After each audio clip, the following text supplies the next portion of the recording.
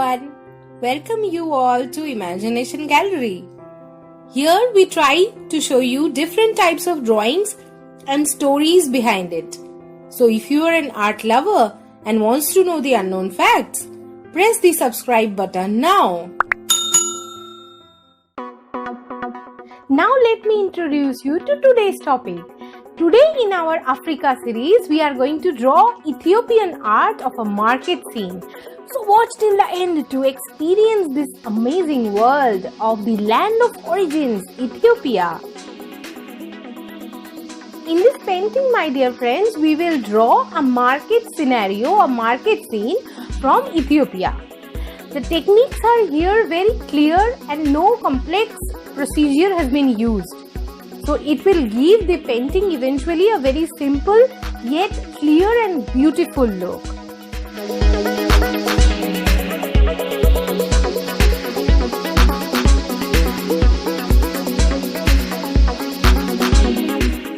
So if we look at the Ethiopian art from the 4th century until 20th century, it can be divided into two broad groupings.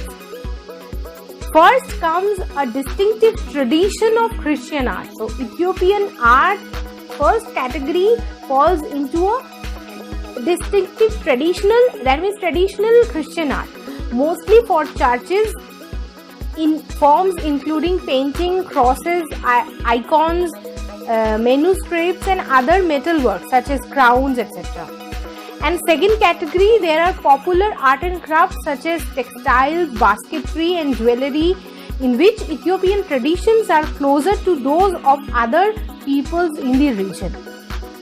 But if we look at today's painting, here though we have not shown a reflection of any particular religion, but the same portrait, same technique of the portraits have been used to show the reflection of Ethiopian everyday life.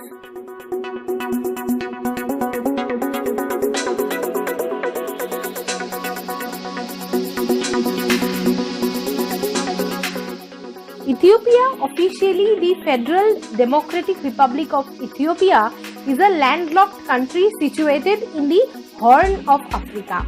And the national capital and the most largest city, Addis Ababa, lies in the west of East African Rift that splits the country into African and Somali tectonic plates. Ethiopia rewards their visitors with stunning scenery, great food, world-renowned coffee, fascinating history and much more. Ethiopia bonus facts often include its incredibly diverse landscape, history and culture.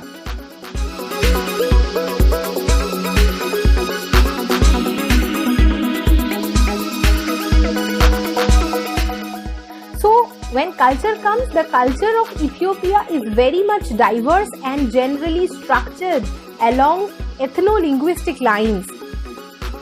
And from the local perspective, as is the case in every society, Ethiopians come from different ethnic, family background, lifestyle, education and work experience, and individuals have their unique characteristics there. However, most Ethiopians are very welcoming, friendly, generous and respectful and expect the same in return.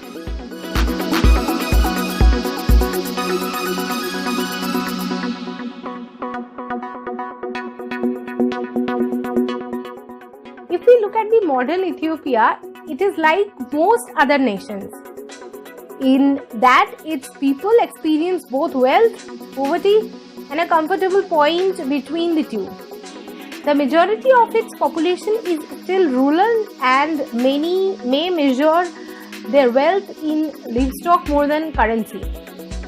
And Ethiopia has a large domestic market of over 100 million people, making it in the second most populous country in Africa after Nigeria. People walk through a spice market or a vegetable market there. They go to coffee shops. You can see women carrying a stock of wood They even go to, there are a lot of churches there, so while going for a market, they visit their church also. So these things you can see there.